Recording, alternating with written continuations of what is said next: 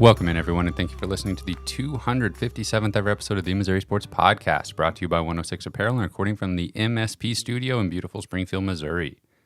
I'm one of your hosts, Cameron Albert, alongside my good friend and fellow Mizzou fan, Kyle DeVries. How you doing today, Kyle? Good morning, Cameron. I'm doing great. How about you? I'm doing well. I'm about to leave on another trip. Where are you going this time? We're going to Canada, Niagara Falls area. Cool. Buffalo, New York area. You know, you could have just stayed up there. You know, Montana, Canada, it's all kind of the same. When we were in Montana, we were about 45-minute drive from Canada. But probably like about thousands of miles from where you're going to be going? About a 20-hour drive from where we're going to be this time. So it's a lot of land up there. We got some family way out west. We got some family way out east. And for whatever reason, my immediate families decided we needed to see them all this summer. Yeah, there's some kind of cool, unique places to have family. Yeah. So I don't know, my mom and dad trying to like one-up each other and be like, well, we're going to go further away for this trip. You're going to do the old Maid of the Mist? We did that last time we were up there, and we'll see. We've got almost a 2-year-old. My sister has a 3 and a 2-year-old. That's going to dictate a lot of what the activities are on this trip. So we'll see. We are going to take the train into Toronto, and I kind of want to go to like a art museum or something. That sounds cool. Yeah. Go up in the tower. There's a big tower. You stand over the glass, look down. All the people look like ants. All the cars look like ants. And you think about like what happens if this glass breaks. Exactly. Yeah. What happens if I just, like maybe fell a little bit? You just have those thoughts, Yeah. It's fun stuff. So we are recording this week our offense preview, and we're recording a little bit early since I'm going to be out of town, so this is going to be delayed a little bit. So if there's any huge breaking news, could be a little bit of a disconnect there. I think there's going to be some huge breaking news. Yes, but it'll be after You're correct. our normal recording time. Somewhere in there. Got recruiting on my mind. Somewhere in those dark days of not recording for a while. Yes. So we are going to give you a little update on recruiting. We're going to preview the offense for Mizzou football. Before we do all of that, don't forget to subscribe on YouTube, leave us a review wherever you listen to us, and you can support us on Patreon, patreon.com/Missouri Sports Pod. Williams Nwaneri is committing. We're pretty positive August 14th. I believe it became official yesterday. Wow. And has anything changed? He was talking to Clint Cosgrove, I believe is his name, from Rivals in an interview, and he mentioned that he made his decision like a couple of weeks ago. Yeah. Which, if you think about what happened a couple of weeks ago, was when Coach Drinkowitz and like all the football coaches were going crazy on Twitter. And the Cardinals fans got mad. With the W gifs and like the fire emojis and like saying like buckle up and stuff like that. So that seems to bode pretty well for maybe predicting Nwaneri to Missouri. Yeah. Okay, so now my heart is committed to him coming to Missouri. And it's going to be really bad if he doesn't. Well, that's his fault now. Yeah. He's put enough out there where it's out of our hands, man. I'll blame anybody. If this goes bad. You're looking for somebody to be mad at. Well, he's going to be making a lot of money through NIL pretty early on, and it's just tough to pass up, man. So it has been so entertaining watching the Oklahoma message board posters that we've been seeing on Twitter and stuff. It's absolutely incredible. Yeah. And just Mizzou fans out there, just keep that in mind. Do you want to be that person when things aren't going well for you? No, let Oklahoma do that. It's truly let Arkansas do that. It's truly amazing that I started to feel like Missouri is like really winning this recruiting battle when I started to see the Oklahoma fans coping. Yes. And it's like seeing them realizing it's like slipping away. It was like, wait, we might actually be ahead in this thing. And now that I think about it, you could drag this on quite a bit longer if in the meantime we're getting that kind of content, that could sustain me for quite a while. Yeah. Seeing other fan bases freak out because Missouri might actually do a recruit signing, a commitment. Yeah, people were being funny on Twitter. They were saying like Oklahoma fans are making Arkansas fans look smart now and stuff. We're just like, I feel like we've kind of just gone around to the different fan bases, and like we've had some run-ins with Kansas State now, and Arkansas obviously is always there, and just the various fan bases. It's very fun to get in little fan battles. We need to beat Kansas State this year to have a little bit more fun in that interaction. Yeah, we don't have a whole lot of ammo in that one right now. We need to play Kansas in football to have a little bit more fun there. But Oklahoma, Arkansas, it's going okay. I saw, of course, Nwaneri goes to school with Caden Green, and Oklahoma also feels really good about their chances with a wide receiver on that team. That's the coach's son, I think. And so I saw one post in particular that was like specifically mentioned that those two players look like, cream of the crop future NFL players. And this is coming from an OU fan. And Nwaneri, he just wasn't seeing it when you watch that team. Yeah, he just doesn't have the skills you want in a football player. Yeah, top 3 player in the country just, wasn't quite cutting it. No. So they're this like so preemptively doing the actually we didn't want him thing. Yes. It's just incredible. It is. It really is incredible how the mind works. At least Mizzou fans would wait till he doesn't come to Mizzou to start saying stuff like that. I'm pretty sure Oklahoma even took a commitment from a lower ranked teammate on that high school team recently. They're just doing everything. And honestly, that's got to be frustrating for them because they probably felt like they were in the driver's seat for so long in that recruitment.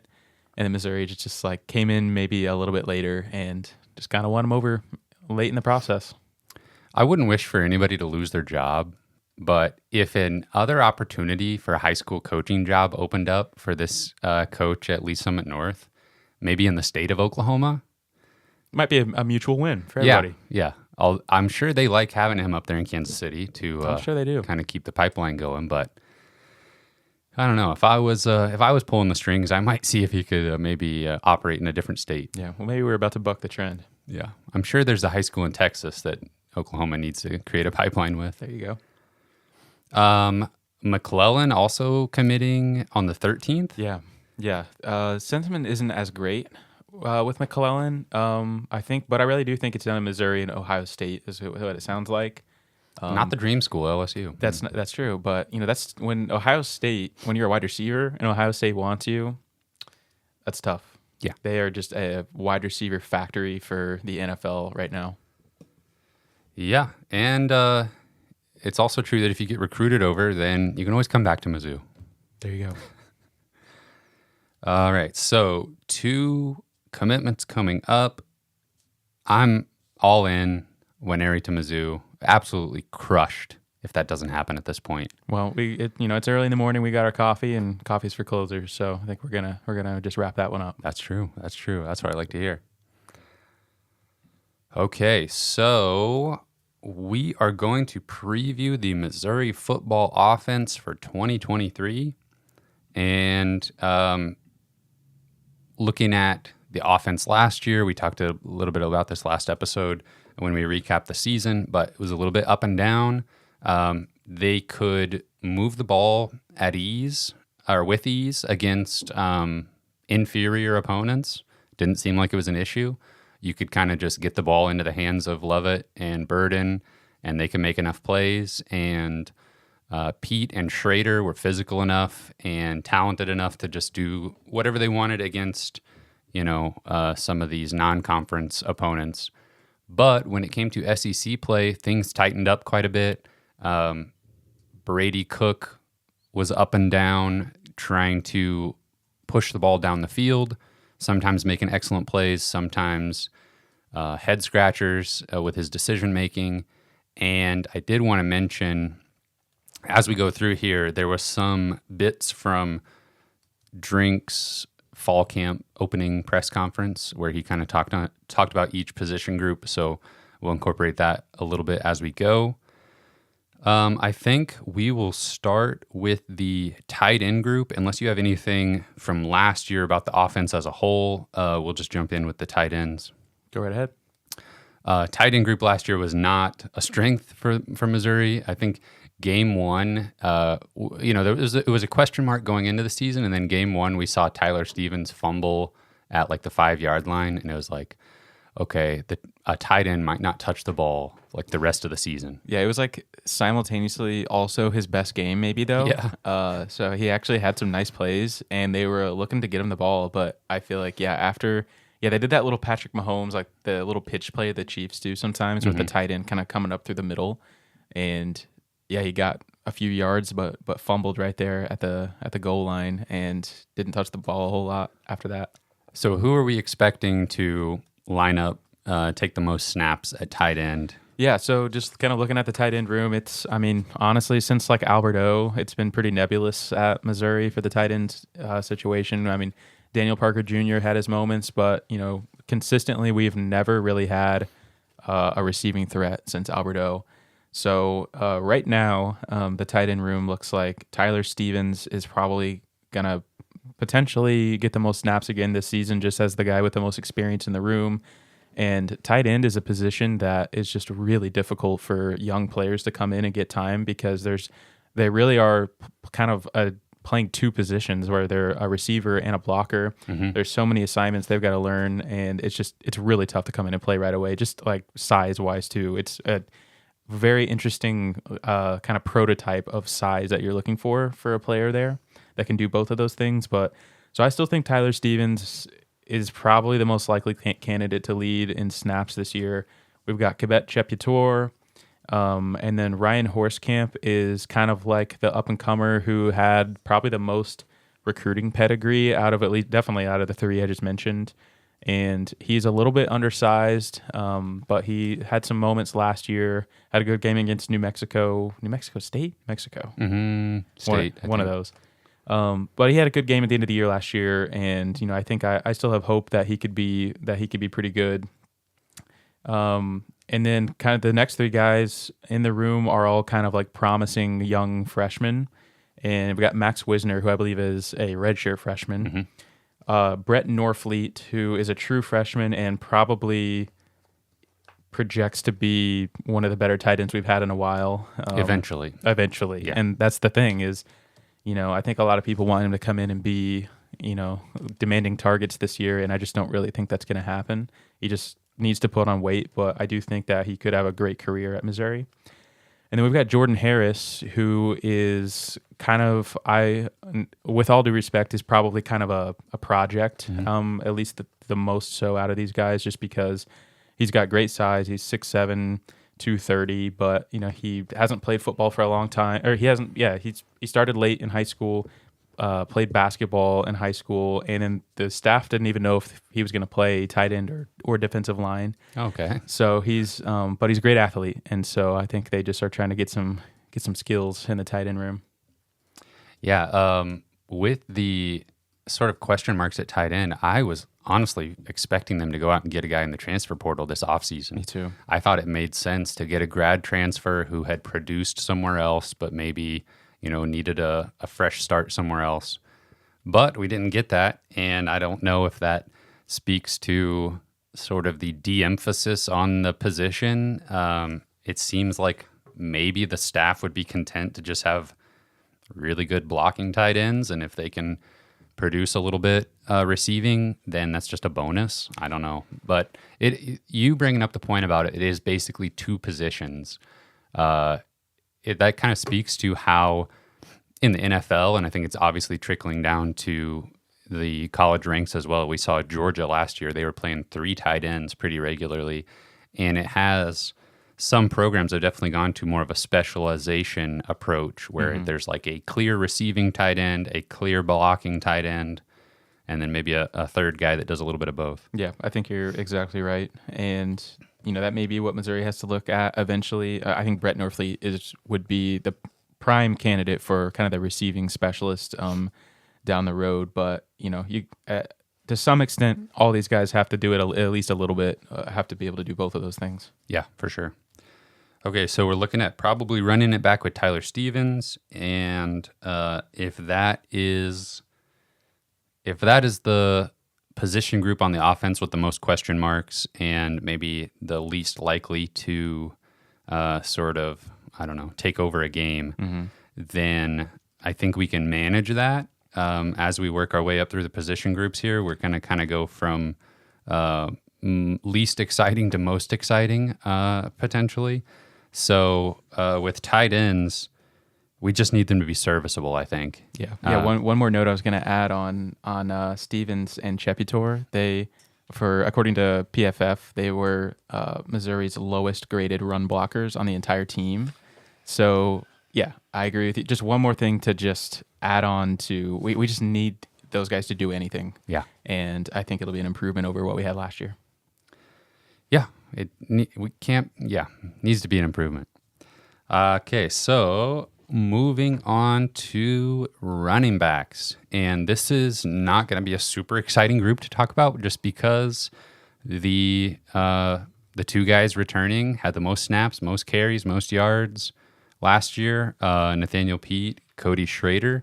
I know we were hoping for more DeVorce Jones this year, and he still has every opportunity to be successful at Missouri, but last thing I want to mention about tight ends is Coach Drink in his press conference, he talked about all 6 of those guys potentially contributing, and it just basically, I was looking for any little thing that would make me think one of these guys is separating themselves, and he didn't really give us that.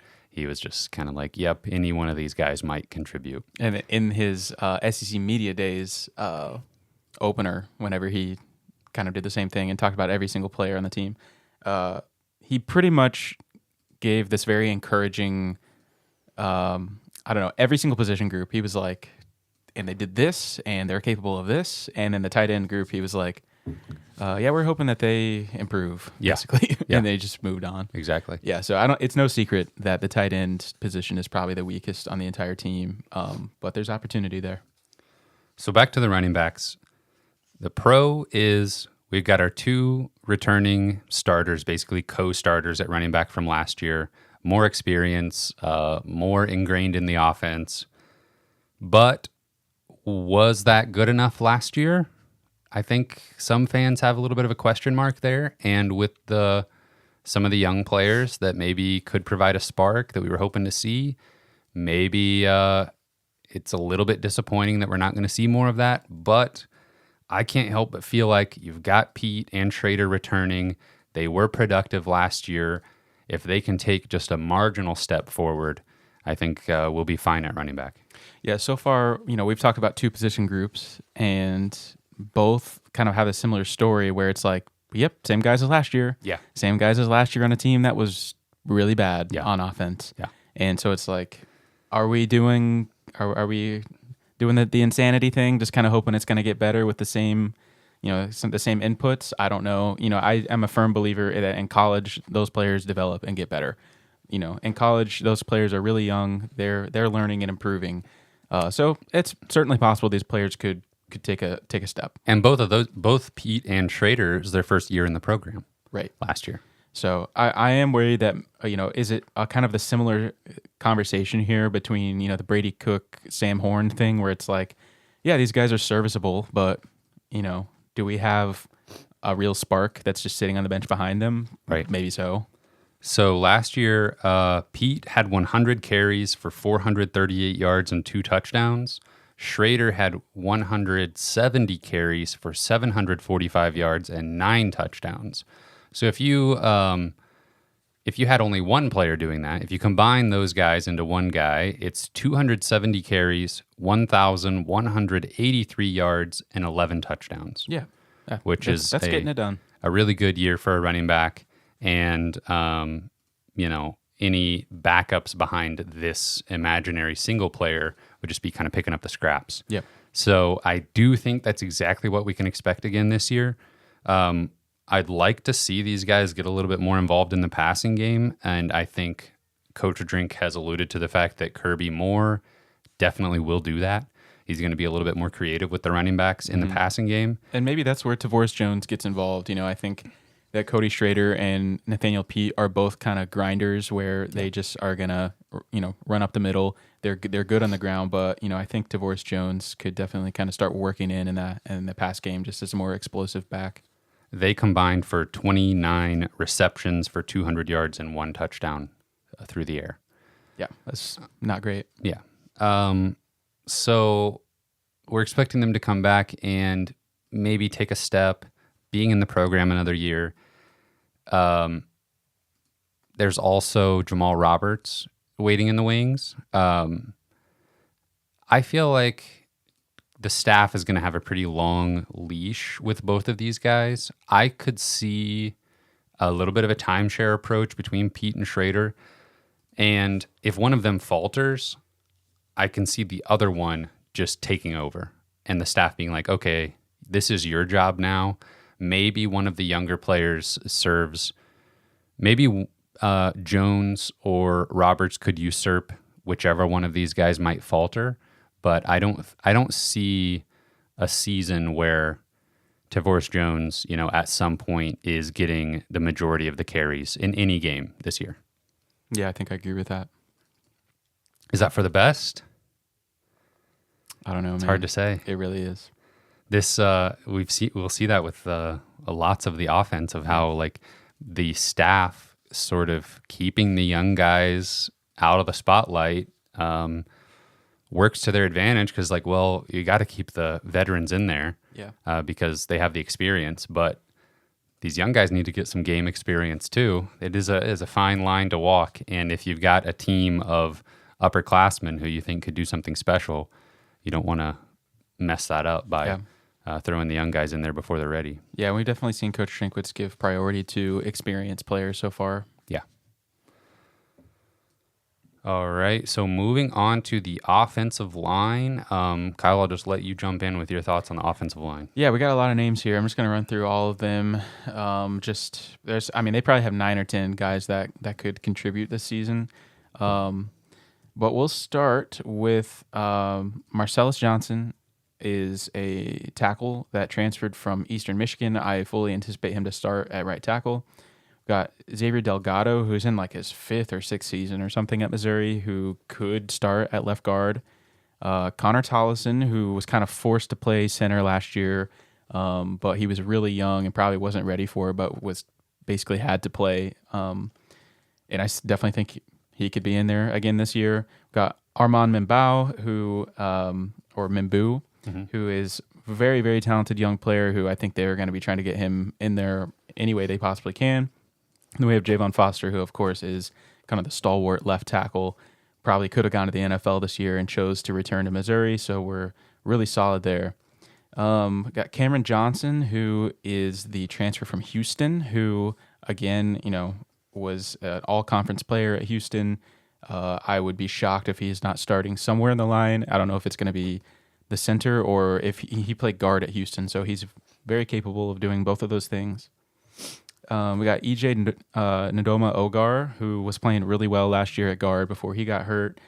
And then we've got Mitchell Walters. And then some kind of up-and-comer young guys who probably won't play much this year, but definitely will down the road, is Valen Erickson, Tristan Wilson, Curtis Piegler. And we have a new offensive line coach, and that's Brandon Jones, who came over from Houston. Yeah. So there's a lot of potential here. And, I think that the starting 5 is going to be a lot more solid this year than it was last year. And not only that, but I think the depth I'm much more comfortable with the depth there. Yeah. You just reading those names, I'm very satisfied with how this position group has come together. And in the press conference, I can't remember which press conference it was, but Coach Drinkwitz was talking about the depth, and he specifically was talking about competitive depth and how, you can have some of these guys come in that aren't starters, and you're not seeing a considerable drop off in ability and their ability to keep things moving on offense. And I think we've talked about before how that's the difference, especially in the SEC. You look at a team like Georgia last year, Missouri has the lead into the fourth quarter, but Georgia is just built different, and they're able to bring in second string, third string guys and have so little drop off in how they're playing that most teams cannot compete with that. Yeah. Like They Missouri, don't have to deal with like the fatigue issue, really. exactly. Georgia, outside of maybe, one or two guys that you just have to keep out there for almost every snap, they're able to rotate guys in and out of the lineup to keep fresh legs through the fourth quarter in a way that most teams are not able to. Yeah. And for the offensive line to have returning starters, go get an impact transfer or two, and have some young guys that have the recruiting pedigree and the ability to develop and contribute later, I'm feeling really good about this position group. I feel like, looking at it on paper right now, you could withstand an injury, which is always huge for the offensive line. We've seen Missouri teams in the past that should have a solid offense, but you have one or two injuries on the offensive line and you just can't overcome that at all.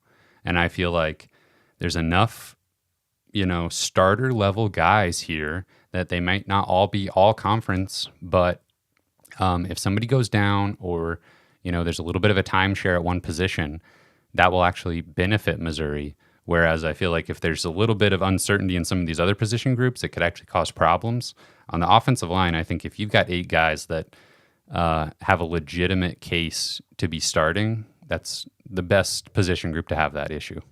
For sure. And I wanted to focus on Connor Tollison a little bit because I know that, I don't know, man, he's kind of taken some heat a little bit for last year. And he struggled, and he was a little bit undersized, but he was so young, and to be in the role that he was in, some of the snaps were inconsistent, and he was getting blown off the ball a little bit and stuff like that. But again, coming back to the idea of development in college football, especially in a place like offensive line, like I just think those players are always, getting bigger, stronger, smarter, and, learning the offense and stuff like that. I'm not ready to give up on Connor Tollison. I think, he was a good recruit coming out of high school and everything. I think a lot of the fans are ready to move on, but, I'm not giving up hope on Tollison at all. And I definitely think there's a chance that he starts to center again, and it's just much improved. And if I'm being honest, I feel like that would almost be best case scenario for the line if he's able to play center and improve at it tremendously. But because that allows Cameron Johnson to play guard.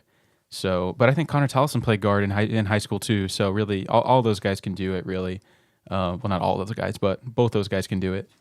But if I was going to project who I think is going to start, I'd probably say Javon Foster, going from left to right. Javon Foster. I don't know what they're gonna do, man. It just all depends on who's gonna play center. But I'll say Cameron Johnson at left guard, Connor Tollison center, Armand Bamboo right guard, and then Marcellus Johnson at right tackle. And I feel pretty good about 3 of the 5 guys there. That has Delgado as odd man out. Yep. Yeah, I think starting. I think Delgado, he's been serviceable, but I think I think there are some more talented options that are capable of stepping up. And I even think kind of the sleeper there is EJ Ndoma Ogar. I think he could definitely sneak in there at guard too. So it just kind of depends on it just all hinges on who's going to play center. Yeah, the alternate reality there is Cam Johnson playing center. Yeah. And then that probably bumps Tollison out of the starting lineup altogether. Potentially. Mm-hmm. But again, I feel like that's an okay problem to have. Yeah. You have overlap on who can do what. And like I said, if there's an injury, you could see things look different, but still not see a drop off. Yep. And, when we talk about the quarterback position on a little bit, so much of the quarterback's ability to, manufacture some offense comes down to them just not being pressured and being able to take their time and go through their reads and allow wide receivers to make a play and beat their guy. Yeah. But it starts up front, obviously, in the trenches with being able to keep the quarterback clean. Yep, that's probably the easiest way that you can improve the offense from year to year is just get that offensive line going. Helps everything. Yeah. Okay, so now I'm gonna be honest with you. This is where it really gets exciting, I think, is the wide receiver room. And obviously, we've got Luther Burden returning. Spend some time talking about him. And looking back to last year, obviously, Dominic Lovett had an awesome year, awesome sophomore season. He leaves town for Georgia. Boo. But we appreciate his services while he was here. And it's just, we talked about it before, but it's crazy how I really don't think we're going to. There's lots of other years for Mizzou football where that would just be devastating to lose your top pass catcher like that statistically. But with the way the wide receiver room looks and, getting a key transfer, I think we're going to be just fine. I don't think we're going to see a huge drop off with his departure. What do you think? Yes, I think I agree with you. Okay. I mean, Lovett. I don't know, man. I don't know. I don't want to like talk good about Lovett for very long, but he is a extremely, extremely talented wide receiver who played so well last year. He made Brady Cook look good sometimes. He bailed us out so many times in like tough spots, but yeah, I definitely think that this wide receiver room is perfectly capable of just moving on and being just as good or better without him. I definitely agree with that. I think he wasn't. I think what gives me some confidence there is he wasn't the only one sort of making Brady Cook look better than he was at times. Like we know Barrett Bannister being super reliable on first down or on third down situations, getting a first down, always knowing where the first down line was. Luther Burden breaking tackles, making something out of nothing. And then like Mekhi Miller making huge catches in big spots. I think Lovett definitely came down with some balls that you're like, okay, how did he even do that? Or there was a couple times where like Cook underthrew him a little bit. He had to make an adjustment to go back and get the ball, and he was really good at that. But I really do think he was not the only one making those kind of plays. No. And, Luther Burden, if you compare freshman seasons, Dominic Lovett contributed a little bit. We could tell this guy might be good, but Luther Burden's freshman season was far superior to that of Lovett's. So I fully expect Luther Burden to be able to do everything Lovett did last year and potentially more. Speaking of Luther Burden, wearing my Luther Burden merch. Nice hoodie, looks good. Thank you. Got to support the man. You got to support the man. And, I mean, you're wearing a hoodie in August. That's true. So it's a little warm in here. That's a sacrifice. Yeah, so I guess, how do you want to tackle this? Should we just start with Luther Burden? Sure. He's the one everybody wants to hear about. I want to take it back to last year. Last year, I sort of sketched out what would be what I would consider to be a successful career for Luther Burden at Missouri. And I was trying to kind of temper expectations and for myself mostly understand that this is a true freshman coming into the SEC. Even though he's a really good player, we shouldn't expect him to have like one of the best wide receiver seasons we've seen a Missouri player have right off the bat. And I predicted that he would have roughly 30 catches for about 260 yards and 4 touchdowns. He actually had 45 catches for 375 yards and 6 touchdowns, which across the board is about 40% better than what I predicted. And I do think I was kind of setting it a little bit low just to like manage expectations, but by all accounts, that was a fantastic season for a true freshman wide receiver for Missouri. And especially when you add in his rushing numbers, he was right there with anybody from his recruiting class and most other older wide receivers. Oh, for sure. He was definitely one of the best freshman wide receivers in the country. And you could see, I mean, like, this is not a quantifiable thing really, but the eye test watching him, he was outclassing, junior and senior defensive backs on some of these SEC teams. He was making would-be tacklers look silly, and he just has an incredible instinct for yards after the catch and ability to break tackles. and find the end zone. Yeah, and that's what I think makes him so great for the slot position this year. He played more of kind of like a boundary role, kind of a more traditional X, I guess, last year. But this year he's going to be playing in the slot, and I just think that projects for so many targets because typically, the slot is usually their routes are a little bit shorter and a little bit safer sometimes, and so. I don't know. It's just they can find those empty spots in the defense easy sometimes. So you sometimes get some favorable matchups with defensive opponents. Yeah, like a linebacker or something sometimes, yeah. And I think him being in the slot is going to be just another benefit to whoever is the starting quarterback, that you kind of, if you're manufacturing some touches for him and some quick passing opportunities, I've said before, I want to see him getting the ball over the middle more with some space to operate. And I just, obviously, what jumps to my mind is how effortlessly DGB would take a slant and just keep running. Yeah. If you just let him a little bit, he would take that slant to the house. And I could see Luther Burden stepping in and doing that same type of thing from the slot position. And you can get creative with him coming out into the backfield, stuff like that. I don't think we've seen the end of him in the Wildcat or taking sweeps and stuff like that. Yeah. Yeah, I definitely think he'll be the safety valve for whoever's playing quarterback.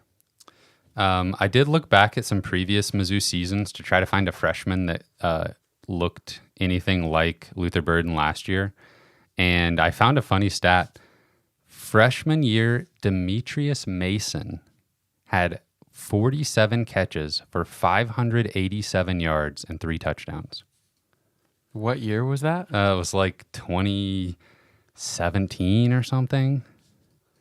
Drew Lock was finding him. Wow. And I was trying to find other freshman stats. Redshirt freshman Jonathan Johnson, 24 catches, 435 yards, and 2 touchdowns. So those were not as good wide receiver rooms back then. No. And it seems like every year there's a freshman who would have there was a stretch there where players would have 8 catches for 200 yards, and they're averaging 20 yards per catch and had 3 touchdowns. And it was year after year, that guy was out of the program. It was Cam Scott, JJ Hester, there's a few more in there. They were just leaving. So what you're telling me is what Luther Burden did last year has not been done a whole lot. Not a whole lot, especially the 6 touchdowns. His ability to find the end zone. And on a terrible offense. Yeah. And if you look at my projections and just add 40% to them, because that's how real life works, you can just, plot that out perfectly.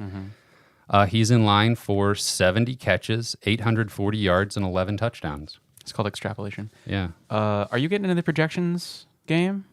Just for pretend. That's like a whole industry. Yeah. I don't have any actual statistical background.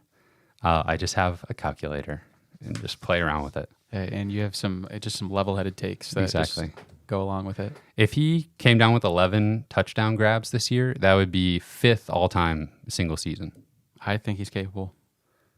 Okay, how about 40% up from my junior year predictions? 112 catches, 1,400 yards, 17 touchdowns. What's the senior year? Senior year is he's a rookie in the NFL. Yeah, he definitely would be in the NFL with that kind of season. That would be first in Mizzou history for touchdown catches in a season. Second behind Denario Alexander in receptions and receiving yards. I am not going to say that there's anything he can't do. All right, so we know Luther Burden's going to be amazing. Luther Burden! That scared me. We know we're going to hear that call several times this year. Oh, yeah. We're looking forward to it. Now, behind Luther Burden, we've got a transfer. We've got several players that have been in the system a little while. We've got some young guys coming up. Who's going to be starting alongside Luther Burden at wide receiver? Yeah, I'll just go ahead and read off some of the names in the room. But so after Luther Burden, we've got Theo Weiss, who is the transfer from Oklahoma. Mekhi Miller, who had a really impressive freshman year. Well, at least had some very impressive moments last year for sure. Mookie Cooper, Jamarian Wayne, Peanut Houston, Dennis Jackson, and then we've got some freshmen, Joshua Manning, who we beat out Kansas State for and caused that whole thing that we were referencing earlier in this episode, Daniel Blood, and Marquise Johnson. So solid group that it seems a little top heavy to me. And so, I don't want to say that the depth isn't great, but I think we really need, Burden, Weiss, and Miller and Cooper. We need those guys to stay healthy. Yeah. With Weiss, he's coming into the season having caught 19 passes for 378 yards and 4 touchdowns last year at Oklahoma.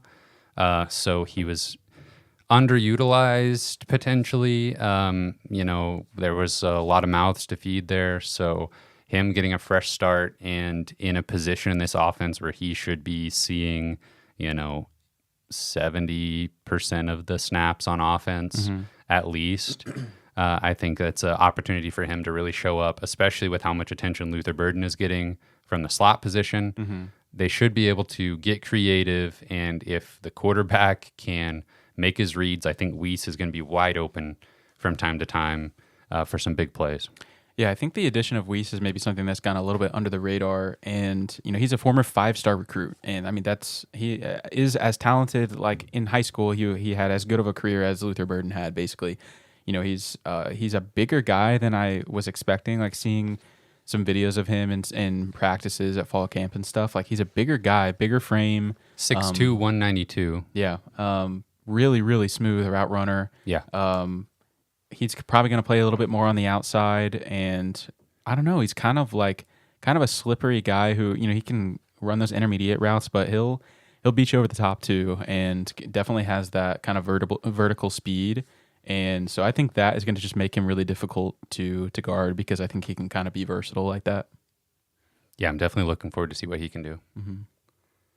And then Mookie Cooper, he's been around, and he's kind of one of these guys that in my mind, I'm like, is he going to break out at some point and just kind of, I could see him being like a boom or bust type player this year, where he could have a handful of games where he, is the leading receiver on this team. And then he could have another handful of games where he has one catch for 15 yards.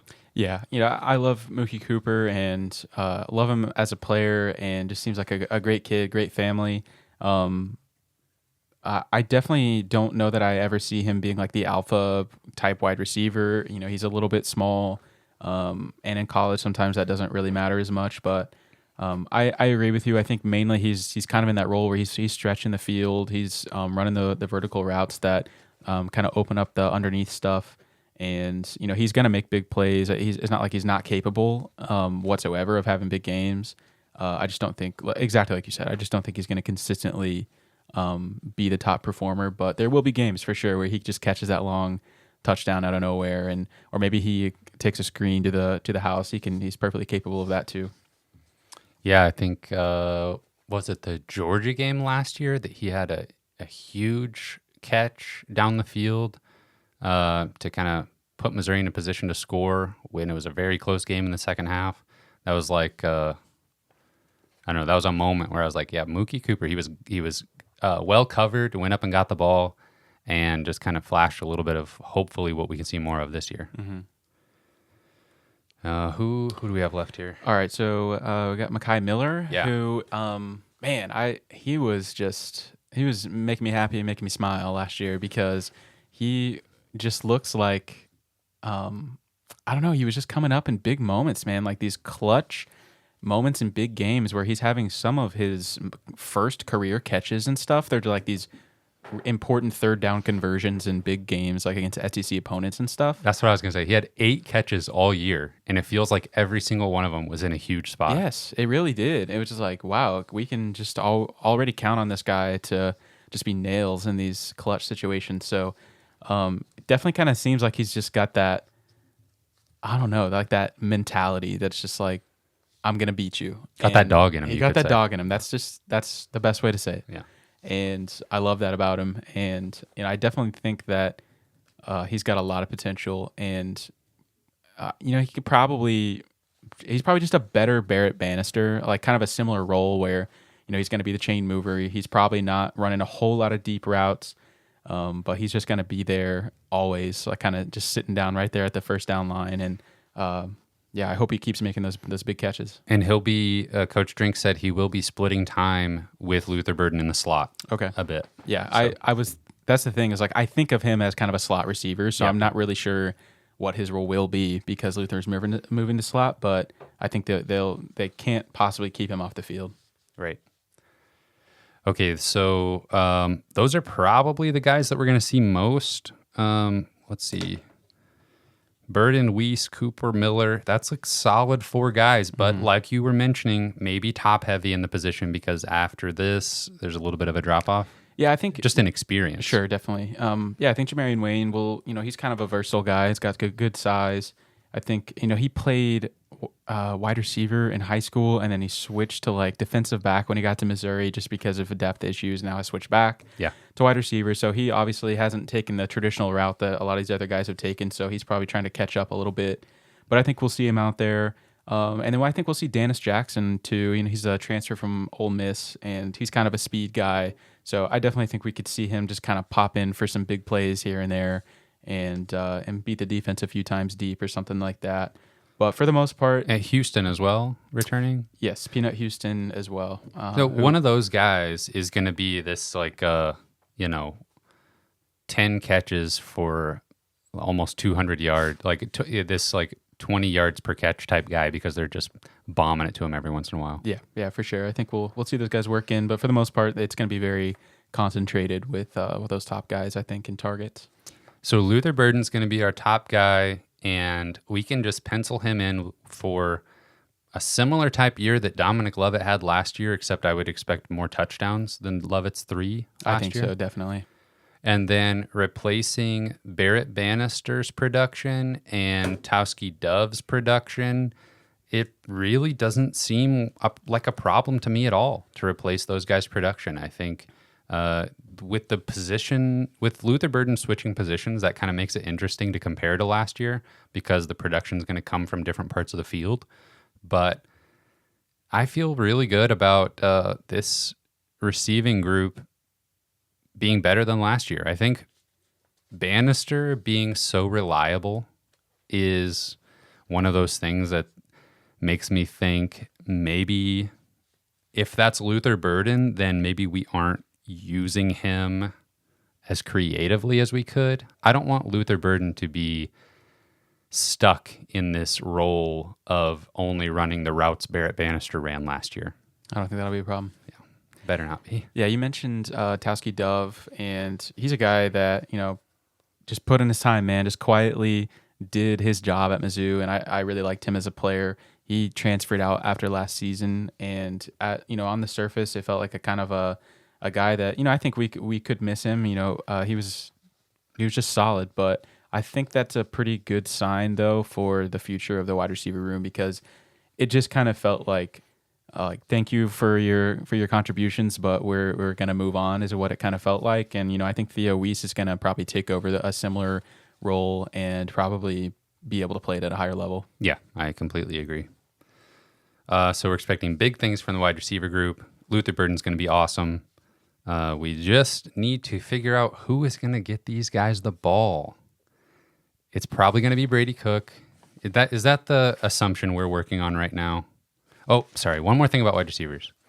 Luther Burden, I was looking at the old record book, the old Mizzou football record book. And I want to know if you think Luther Burden can break any of these records this year. Some of these are insane, and it's just an excuse for me to talk about old Missouri wide receivers. Luther Burden would need 7 receptions in 1 quarter to tie Justin Gage, Denario Alexander, Michael Egnew, and Bud Sasser for that record. Think he can do that this year? I honestly, without hearing the other stuff, that sounds like maybe the most attainable. 7 receptions in 1 quarter. I think he could do it. 11 in 1 half. 16 in a game. Those are both Denario Alexander records. I think he could do the first 2. Okay. Considering his role in the slot, how much they're going to need him, dude is going to have so many targets this year. We'll be watching those reception numbers. For a sophomore, most receptions in a sophomore season, this is redshirt sophomore season for Jeremy Maclin, 102 receptions. That's a ton. Yeah, I don't think he at gets the college level. I Yeah. don't think he'll get there. And also, redshirt sophomore Jeremy Maclin had 1,260 receiving yards. What an insane season for him. Jeez. Yeah, that's gonna be really tough. He could be one of 6 other players to have a reception in all 14 games in one season. You like him to do that this year? Say that one more time. 6 Missouri Tiger receivers have had a reception in all 14 games in one season. Yeah, I think that's definitely one he could do. Oh, yeah, we like that. I like that. And this stuff that he's not going to do, but I just wanted to talk about. Denario Alexander had 181 receiving yards in just the third quarter against Kansas in 2009. And that was his 7 receptions in one quarter. That actually happened? That wasn't like NCAA 14 no, stuff? that's a real thing that happened. That's like what I do on like a video game. Like I just start targeting the same player like over and over. That's when you're like, okay, maybe this is getting a little unrealistic. Yeah, it's like I need to spread it around. Tone it down a little bit. But no, that happened in real life. Touchdowns in a game. Do you know what the record is for touchdowns in a game for a wide receiver? For a wide receiver? Oh, man. DGB against Kentucky? DGB had 4 against Kentucky. And 4 was also done by one other player. In the last 10 years? Mm-hmm. You know him. Little underrated maybe by the Mizzou fan base as a whole. Jamon Moore? Jamon Moore, 4 touchdown catches against Delaware State. Oh, yeah. That was a game. That was something. So I think Luther Burden could do that. 4 in a game. Could he? If Yeah. they keep throwing I'm not it predicting it, but yeah. Okay. He could do it. Denario Alexander has the record for 14 touchdowns in a season. Chase Kaufman has the record for 30 touchdowns in a career. It's a lot. Yeah. Maybe next year we're looking at those numbers. Maybe. Yeah, I already talked about Dominic Lovett. He was good last year. Okay, now we're ready to move on to quarterback position. Who's going to get these guys the ball? Yeah. I like to dig into the record book. They don't have it updated. I think I say this time every year, but they do not have last year's stats in the record book that you can go download on mutigers.com. So whoever put our soundbite in the tweet, can you... just this all-powerful person? Yes. This anonymous person? Can you get somebody to update the record book for me? I'm having to do this by hand. Yeah. We're doing arithmetic over here. Seriously, I had to break out the calculator. Okay. Well, here we are. Quarterbacks. At the question. Most important position in the game. I feel like in a weird way, maybe not like putting it off is the right like terminology for this, but we've had a very long off season. Yeah. Of no football. Yeah. Of no sports. And yet we've been here every week. Baseball talking fans. about something. I don't know what we've talked about for the past 6 months or longer with basketball with in no there. football or anything. And yet I still feel like this is something we just didn't talk about a whole lot is like who is going to play quarterback this season? I think I was hoping that this would clear up in a similar way as it did last year, and we could just at this time last year it was just announced that Brady Cook was going to be the starter for week 1. Yeah, which really surprised me actually last year. And coach was kind of just throwing all of his weight behind that decision and being like, nope, this is what we're going with. And that allowed us to be like, okay, we know who the starter is and we can go from there. And I kind of feel like we do know who the starter is going to be, but it's, I don't know. What's the competition looking like in your mind, Kyle? What do you mean? Like how likely is it that someone other than Cook is playing? Yeah, who's really competing for this job? Is this a real competition? Yeah. Like we're led to believe. I think it is. Okay. I think Sam Horn is right there, and I don't think Jake Garcia is going to play much. I don't think he really has a chance to start, but maybe that's a wrong assumption. But I think this is a Brady Cook Sam Horn thing, and I 100% think Sam Horn has all the chance in the world to win the job. Okay, so looking at Brady Cook, did you want to tell us all the quarterbacks that are worth mentioning. Is it just those three? Pretty much, yeah. I mean, Brady Cook, Sam Horn, Jake Garcia, the transfer from Miami, who was a former 4-star recruit. You know, he's got like a similar recruiting profile as Sam Horn. Has more game experience than Horn. That is true. Didn't play super well, and he had 803 yards, 5 touchdowns, and 4 interceptions on like 60-ish% completion last year. Not a great Miami team. Not a great altogether. Miami team. Not a great season for Garcia, but he did play. And then we got Jabari Johnson, who is the true freshman, and Natalie Jones from ABC 17 News posted some. She's been at fall camp and has been posting some videos and stuff, and which is great. Love seeing that stuff. And she kind of just posted maybe a minute or 2 long video of each of the 4 quarterbacks, like kind of just going through some drills and throwing. And maybe this is like confirmation bias or some kind of different bias that's in my head, but I really felt like Sam Horn looks like the smoothest athlete. It just comes out of his hands so nicely. Like the ball just looks great when it comes out of his hand, and that's his throwing motion is so very pure. Yeah, and I mean, he's a good athlete too. He moves well, and you know, some of the spring practice stuff we saw, he was more mobile than I thought. Yeah, and Coach Drinkwitz specifically mentioned exactly that. Sam Horn being more mobile than you think, Kyle. Yeah, he's a great athlete. But anyways, so just kind of watching all the guys go through the progressions and that kind of stuff. But honestly, one guy that stood out to me more as much as anybody was Jabari Johnson. Yeah. Like, you know, I think that he kind of got the reputation, or maybe just running quarterbacks in general kind of get the reputation sometimes that, like, yeah, they're good athletes. They're kind of dual threat and stuff, but maybe the passing game is typically what's lacking there. But, and again, these are just like simple drills, but he's got an arm, man. And like he was throwing some delicious spirals and definitely looks smooth. He looked really good. Yeah. So, but yeah, I don't think he's going to factor in this season. So it's a 2-man competition. Most likely. All right. So let's talk about Brady Cook here. Brady Cook has 14 starts under his belt going back to the bowl game against Navy. With Connor Bazelak. One of those teams.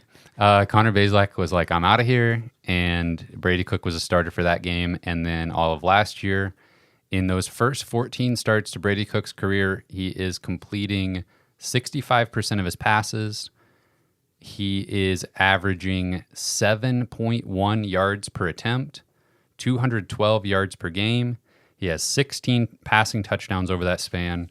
And on the ground, he's averaging 45 yards per game and has 7 rushing touchdowns over those first 14 starts. And I had to get a little bit nerdy with it, and I compared that to the first 14 starts of Drew Lock, Connor Bazelak, James Franklin, and Matty Mock, just for fun. Brady Cook is second among that list, and we did something similar to this couple months ago where we did like a blind quarterback test. We just compiled a bunch of stats and see if we could tell which quarterback was which. And we discovered at that time that Brady Cook, just from the numbers, in a vacuum, stacks up pretty well against some of these guys. And we're seeing that again here with the 65% completion percentage being second in these guys' first 14 starts. He's only behind Connor Bazelak, of all people, in completion percentage. In yards per attempt, he's 3rd out of 5 behind James Franklin and Connor Bazelak. Yards per game, he's 3rd behind Connor Bazelak and James Franklin. So in the first 14 starts, he's better than Drew Lock and Matty Mock in everything except touchdown passes. And that sort of makes sense when you look back at last year. You can totally see, in my opinion, how some of those numbers are decent, but the plays aren't there that make the biggest difference in these games. And that Brady Cook is 5th out of 5 of these quarterbacks in touchdown passes over his first 14 games. Yeah. Yeah, I feel like it's just the personification of Brady Cook's performances so far as, you know, he's out there, he's trying hard, but we're not getting over the hump. And with his rushing upside, that is enough to sort of make it okay, I think. You're going to win games because he's able to do just enough to make it happen. Yeah. But clearly those big plays, the clutch plays, the consistency wasn't there. And what did he improve as the season went on? Like, was that benchmarkable progress that kind of laying a floor for this season? If we're getting second half of the season Brady Cook, and that's his floor. Yeah, that's pretty good. Last 5 games of the season, he didn't throw an interception. So he turned the corner there a little bit after some rough games earlier. Mm-hmm. I guess that's with Brady. It does come down to how much better can he be this year? Yeah. And with him being injured part of last year, new offensive coordinator, I think the difference in his game is being accurate down the field. For some reason, he would be incredibly accurate in like the do or die, like last minute of the half and last minute of the game. He was completing chunk passes to Miller and Barrett Bannister. When that defense playing prevent? Well, so that's sort of the thing, is like he can do that when the defense's only mission is keep you out of the end zone. Yeah. He can march you down the field. And we saw time and time again, the offense march down the field and settle for a field goal. Yep. And so with him running the ball a little bit more, I think that opened things up in the red zone specifically. Yeah. But does he have I think what it really comes down to is, does he have the arm talent to make the next step, to thread the needle, to get the ball out quicker? Because I really think his decision making is okay. Yeah. It's just like we talked about last week, that one play. I can't remember which game it was, but it was like a sideline throw to Luther Burden that just kind of floated in the air and would have been a pick six against any SEC team. Yeah. But because it was Louisiana Tech, it was a completed pass to Luther Burden. Yeah. And it's those type of plays or just, throwing the ball behind Dominic Lovett by one step so that he gets tackled immediately instead of running for 20 more yards. Yeah. Yeah. I mean, that exact reason is the entire reason that we have a quarterback battle right now, and that I think there's a pretty good chance that Sam Horn will or could win the job, is because Brady Cook's downfield passing was so bad, and his accuracy beyond 20 yards was horrible, and I just don't think he offers much of a ceiling. And it sucks to say that, because obviously everybody loves Brady Cook. Yeah. He plays harder than maybe anyone I've ever seen in my life, and that's always going to be there. And I think that's just the $1 million question is, will he improve? Because we know in college sports, especially young players, it's an experience game, and whenever you're doing it for the first time ever and you're playing one of the most difficult and also important positions on in sports, potentially, it's very, very difficult to do it well right off the bat. And so it's like this question of can he improve, and do we want to give him the time to do so in a very pivotal moment for Missouri football and for Coach Drinkwitz's career? Do we want to see if he can get better, or do we want to start over with the experience question? Well, yeah, exactly. Because can Sam Horn come out and do anything with basically no game experience so far? And I think that's why at this point, like, I just think I'm in favor of giving them both playing time in the first couple of games and just seeing how it goes, because we don't have the benefit of seeing them practice, and that's not even everything at all. So I think there's a legitimate question mark for even the coaches, where they're like asking the same questions we are. Like, is Brady Cook ready to improve? Does he have that in him? I honestly don't know. I honestly don't know if he can improve, like, in the downfield stuff that we really, really need. Is Sam Horn, like, his ceiling is so much higher but is he ready to, give us a baseline that we need with a great defense right now? And so I legitimately think the coaches don't know the answer to those questions right now. So there's 2 games. There's South Dakota, game 1, that either one of these quarterbacks, if they split time 50-50, we should win by 30-plus points. Middle Tennessee, they're a more legit football team, and we maybe need to have our best quarterback out there more in that game. Week 3, number 14, Kansas State comes to town. Preseason poll 14th. We got to know who the quarterback is by that time. We better have it figured out by week 3. Okay, let's even say that Sam Horn has the edge over Brady Cook at this point right now. Let's say he's the starter for the first 2 games. Is that enough reps to feel good about him going into the Kansas State game? I have no idea. Sheesh. Probably not. Feel good? No. I mean, could it be okay? Yeah. How much of this is Coach Drinkwitz like incepting the idea into our minds of how crucial experience is?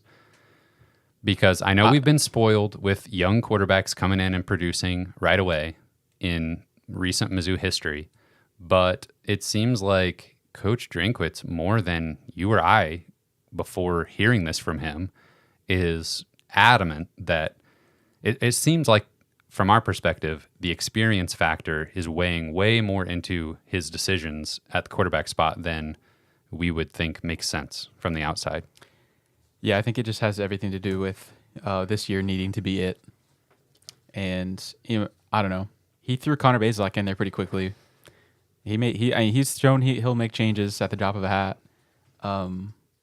He took Brady Cook out against Kansas State last year. That game was in the toilet already at that point. And having this competition go right up until kickoff of game 1, I think, gives Drinkwitz the ability to make a switch without being questioned too much. Yeah, I just think there is something appealing, though, about being able to watch an entire season of Brady Cook last year and be like, well, if he just did this, like, we would have won that game. If he just completed literally 3% more of these deep passes, are we at 8 or 9 wins? And so I think that's kind of this tantalizing aspect of just trotting Brady Cook back out there is, there's like this very tangible, like he could just do this, and it could be good just enough. This little step forward. Yep. It's so funny because you could look at a stat line and really have no idea what that equates to as far as wins and losses. Because I could see Brady Cook, completing 65% of his passes again for like 3,000 yards, 20 touchdowns. That's 4 more touchdown passes than last year. Rushing for another 500 yards and 5 to 7 touchdowns. And that still is not necessarily equating to automatically, 9 wins. Yeah. But I feel like if I told you that Sam Horn did that, it'd be like, oh man, yeah, now we're talking. I don't know. It's just it's frustrating for us and probably all the fans, just that this sort of intangible aspect of experience is weighing so much into this. Yeah, I 100% agree. And, I guess there's part of me that's like the conspiracy theory in me is thinking that it is all about just this season. And I don't know, that, some of the things he's saying publicly is misdirection and that he kind of knows what he wants to do. But I mean, look at the running back room. I mean, look at the other positions. Experience is winning out. Yeah. Except for maybe like Luther Burden last year or something, which they had no choice but to play him. So right. I don't know, man. It's very ambiguous situation. I don't know that they know what they're gonna do. Who takes the first snap at quarterback game 1? Brady Cook. Who takes the most snaps at quarterback all season?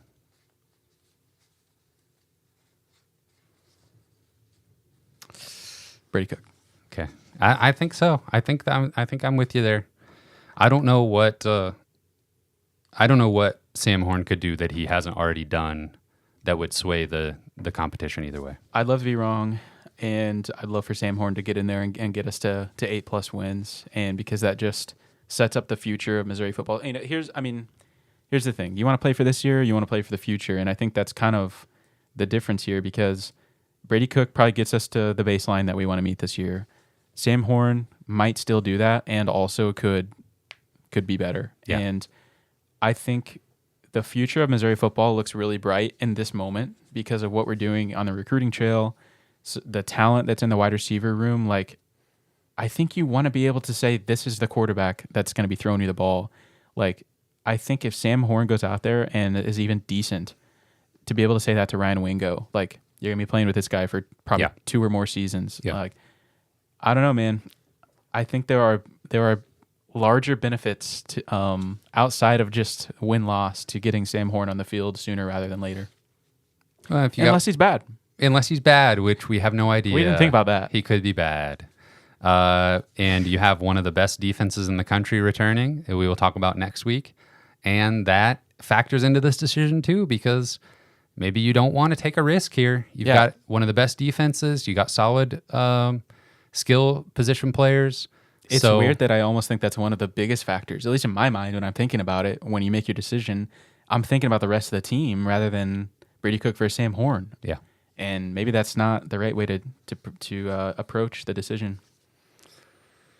For as much talking as Drinkwitz does, these quarterback decisions, he leaves us hanging on his thought process quite a bit. And if I'm going to be completely honest, he hasn't done a great job picking the right guy. Right, at least for game one. At least for game one. All right, so that is the offense. I would say, as nebulous as the quarterback situation is, cautious optimism, a few of these players taking the next step, relying on Luther Burden, getting him the ball as much as possible. It shouldn't matter too much who the quarterback is. We should have a solid baseline on offense that is going to make some plays, score some points, convert those field goal tries to touchdowns a few times, and we're not going to have to worry too much about this offense. Yep, I think it's going to be better. Offensive line play is going to be improved. Offensive line, better. Wide receivers, better, maybe. Offensive coordinator, better. Brady Cook at least won't be injured. There you go. So, okay, that's the offense. We're drinking the Kool-Aid. Yep. Let us know what you think in the comments. We will be back to preview the defense. We'll have recruiting decisions to talk about. Hopefully good. At least one of them, please. I'm begging you. Other than that, I think that's it. That's it. All right. So, special thank you to the Patreon supporters at the $10 level and above: Britt Treese, Brian Smith, Ryan Demore, Tristan, Ben Smith, Parker, Daddy JD, Tim Keens, Tyler Arsel, Brandon Groffalo, Brandon Hanks, and Matthew Tilley. Thank you. Thank you so much, gentlemen. You can find this podcast on Spotify and Apple Podcasts. We're on Twitter at Mizzou Sports Pod, and you can email us at MissouriSportsPod@gmail.com. You can find our t-shirts and stickers on our online shop, MissouriSportsPod.BigCartel.com. Enjoy Canada. Oh, thanks. Thank you everyone for listening. We will see you next week.